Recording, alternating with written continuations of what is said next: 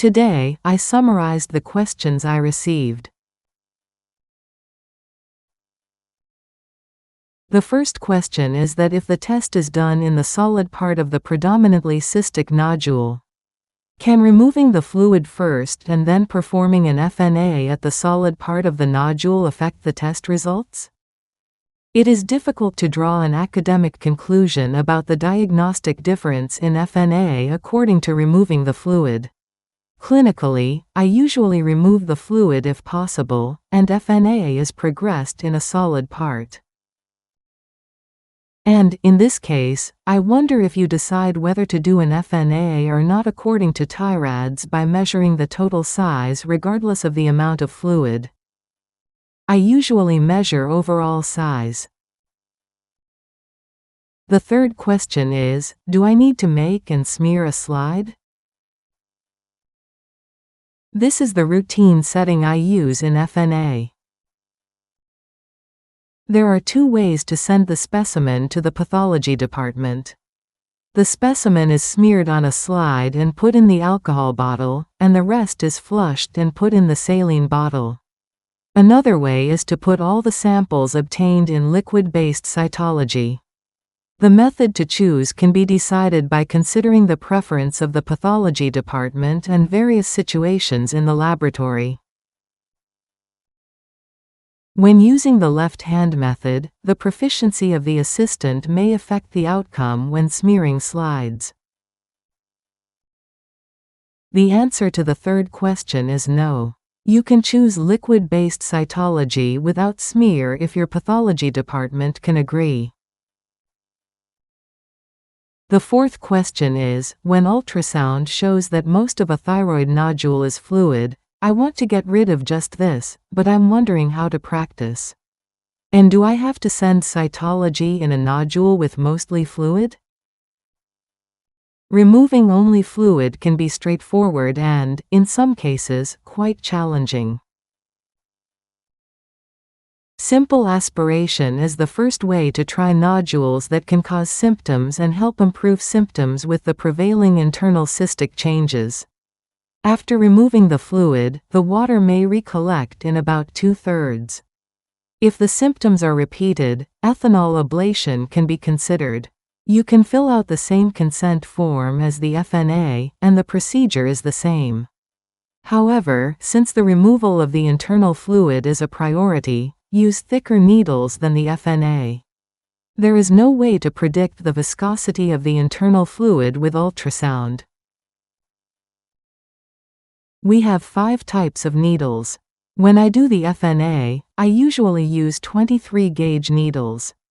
There is no correct answer to which needle to remove internal fluid at a thyroid nodule, but I usually use a 19-gauge needle first. In many cases, you can remove fluid with the needle, but sometimes if the internal viscosity is too high, you can use 17 gauges. Obviously, the thicker the needle, the faster the fluid can be removed, but the risk of complications increases. And when choosing the thickness of the needle, you have to consider the patient's hemorrhage conditions.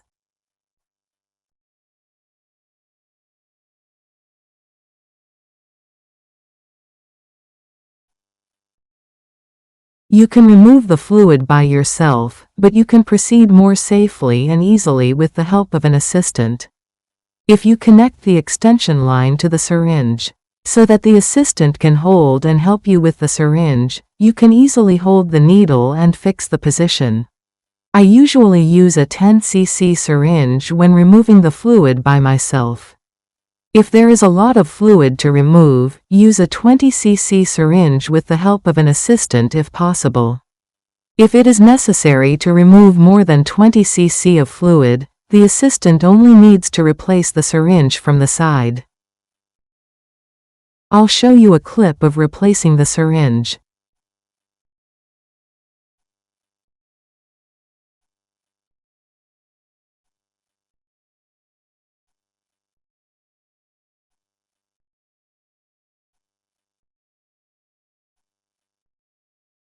The FNA should always proceed in the transverse scan and monitor the needle not to poke major structures such as the surrounding carotid artery on ultrasound. The tip should not be missed on ultrasound, no matter what direction the needle is entering. In the case of this nodule, it is very large, but it becomes small when the fluid is removed, and the distance between the needle and the carotid artery is close. So you should check the tip until the end of the procedure. After removing fluid, you can do the FNA in the remaining solid part. This is a study of 316 mixed echoic nodules in my hospital.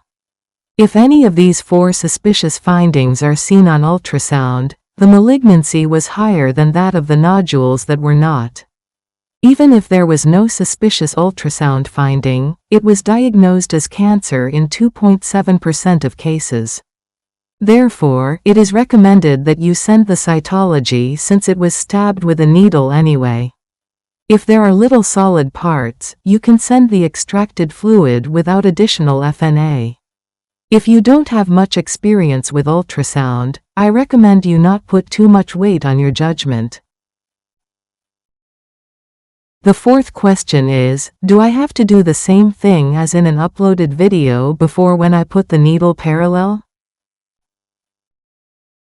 The safest and easiest way to follow a procedure while watching an ultrasound is to enter the needle right next to the probe. That is, the way the needle enters the probe right on its side. Be careful not to poke through the disinfectant probe cover vinyl. It is a method in which the needle enters from the corner of the probe, and the entire length of the needle is seen in a direction parallel to the probe.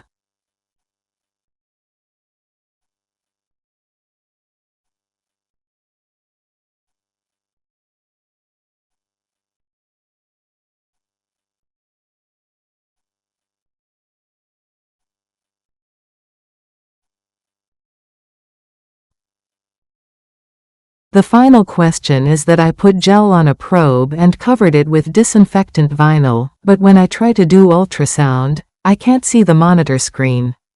What can I do? When I was a beginner, there was a time when I was embarrassed by the same situation. You need to practice with an assistant. Firstly, apply plenty of gel to the ultrasonic probe. The assistant and ultrasonic probe are not sanitized.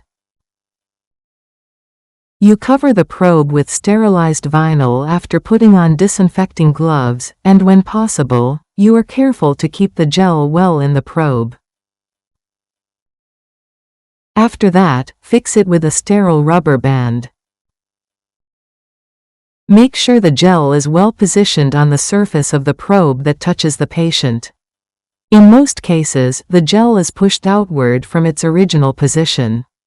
The doctor gently pushes the gel back to its original position with one's hand. I'll show you a clip.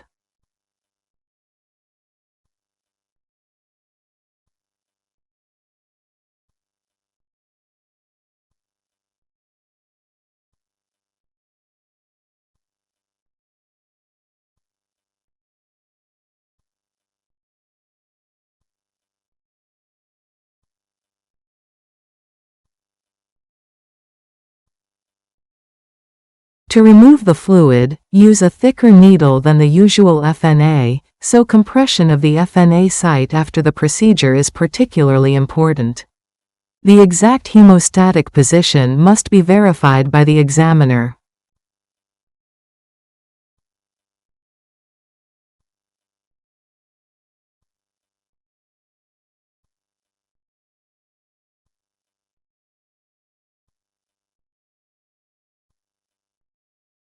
Thank you.